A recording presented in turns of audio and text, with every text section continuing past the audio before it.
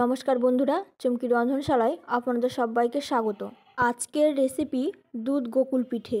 দারুণ স্বাদের এই দুধ গোকুল পিঠার রেসিপিটা বাড়িতে বানিয়ে দেখতে পারেন। বানানো একেবারেই সহজ আর খেতেও ভীষণ ভালো হয়। আর এই দুধ গোকুল পিঠার রেসিপিটা শেষ পর্যন্ত দেখার জন্য আপনাদের কাছে অনুরোধ রইল। প্রথমে আমি কড়াইতে দিয়ে দিচ্ছি 1 কাপ নারকেল কোড়া আর দিয়ে দিচ্ছি পরিমাণ মতো খেজুরের গুড়। খুব ভালো করে মিশিয়ে নিতে হবে আর মিশ্রণটাকে নাড়াচাড়া করে শুকনো করে নিতে হবে।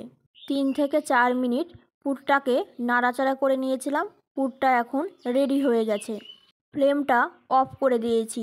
এবার এই নারকেল পুরটা একটা পাত্রের মধ্যে ঢেলে ঠান্ডা করে নিতে হবে। এবারে একটি পাত্র নিয়ে নিয়েছি আর এর মধ্যে দিয়ে দিচ্ছি 2 চামচ চালের গুঁড়ো আর 2 চামচ ময়দা আর 1 চিমটি মতো লবণ দিয়ে সমস্ত শুকনো উপকরণগুলোকে মিশিয়ে নিতে হবে। যখন সমস্ত উপকরণ খুব ভালো করে মেশানো হয়ে যাবে তখন বেশ কিছুটা পরিমাণে জল দিয়ে একটা পাতলা ব্যাটার রেডি করে নিতে হবে। আর এখানে আমি নর্মাল জলই ব্যবহার করেছি, কোনো রকম ঠান্ডা বা গরম জল দিচ্ছি না। এইভাবে অল্প অল্প করে জল দিতে হবে আর একটা পাতলা ব্যাটার তৈরি করে নিতে হবে। মিশ্রণটা রেডি হয়ে গেছে, এক সাইডে রেখে দিলাম। এবার আমি যেই নারকেলের পুরটা রেডি করে রেখেছিলাম সেইখান থেকে কিছুটা মিশ্রণ নিয়ে গোল করে প্রেস করে চ্যাপটা করে নিতে হবে। একইভাবে সমস্ত নারকেলের পুরটাকে নিতে হবে আর প্রেস করে চ্যাপটা করে নিতে হবে। সমস্তগুলো তৈরি করা হয়ে গেছে। এবারে একটি কড়াইতে অল্প পরিমাণে সাদা তেল নিয়েছি। খুব বেশি তেল নিতে হবে না, অল্প পরিমাণে তেল নিলেই হবে। আর একটা করে নারকেলের পুর নিতে হবে। তারপর ব্যাটারের মধ্যে ডুবিয়ে গরম তেলের মধ্যে দিয়ে দিতে হবে। সমস্তগুলো একইভাবে দিয়ে দিলাম। তারপর উল্টে পাল্টে হালকা লাল করে ভেজে নিতে হবে। আর এই দুধ গোকুল পিঠে খেতে যেমন ভালো আর বানানো তেমনই সহজ। খুব সহজেই বাড়িতেই বানানো যায়।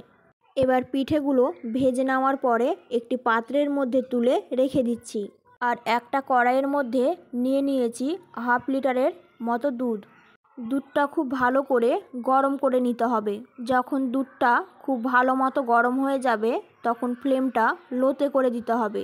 আর আমি দিয়ে দিচ্ছি 1 চামচের মতো চালের গুঁড়ো। চালের গুঁড়ো খুব বেশি দেওয়ার দরকার নেই, 1 চামচের মতো দিয়েছি। এতে দুধটা অনেক তাড়াতাড়ি ঘন হয়ে যাবে আর খেতেও ভালো লাগবে। আর এর মধ্যে এবার দিয়ে দিচ্ছি গুড়। মিষ্টিটা আপনারা আপনাদের স্বাদ অনুযায়ী দেবেন। এবারে সমস্ত কিছু খুব ভালো করে মিশিয়ে নিতে হবে আর তারপর নাড়াচাড়া করে ঘন করে নিতে হবে। আর ফ্লেমটা এখন মিডিয়াম টু হাইতে আছে আর মিডিয়াম টু হাইতে রেখেই 4 থেকে 5 মিনিট রান্না করে নিচ্ছি। তাহলেই মিশ্রণটা বেশ ঘন হয়ে যাবে। এতে দুধ গোকুল পিঠেগুলো খেতেও ভালো লাগবে। 5 মিনিটের মতো রান্না করে নিয়েছিলাম। মিশ্রণটা ঘন হয়ে গেছে। এবারে আমি যেই গোকুল পিঠেগুলো ভেজে রেখেছিলাম সেই গোকুল পিঠেগুলোকে দিয়ে দিতে হবে। তারপরে খুব ভালো করে মিশিয়ে নিতে হবে। আর এইভাবেই 10 থেকে 15 মিনিটের মতো রেখে দিচ্ছি। তাহলেই পিঠেগুলো বেশ নরম তুলতুলে হয়ে যাবে। 15 মিনিট এইভাবেই রেখে দিয়েছিলাম। আপনারা দেখুন মিশ্রণটা বেশ ঘনও হয়ে গেছে আর পিঠেগুলো বেশ নরম তুলতুলে হয়ে গেছে। এখন একটা প্লেটের মধ্যে সার্ভ করে নিতে হবে। দারুণ স্বাদের দুধ গোকুল পিঠের রেসিপিটা শেষ পর্যন্ত দেখার জন্য অসংখ্য ধন্যবাদ। আর আমার আজকের এই রেসিপি আপনাদের কেমন লাগলো অবশ্যই আমাকে জানাবেন। ভালো লাগলে লাইক ও শেয়ার করার অনুরোধ রইল। আমার চ্যানেলে নতুন বন্ধু হয়ে থাকলে চ্যানেলটি সাবস্ক্রাইব করে নেওয়ার অনুরোধ রইল। পাশে থাকা বেল আইকনটা অবশ্যই প্রেস করে দেবেন, কারণ আমি চ্যানেলে যখনই কোনো নতুন রেসিপি শেয়ার করব নোটিফিকেশান আপনাদের কাছে পৌঁছে যাবে। আজকের মতন এই পর্যন্ত, আবারও হাজির হয়ে যাব নতুন কোনো রেসিপি নিয়ে। ভালো থাকবেন, সুস্থ থাকবেন, ধন্যবাদ।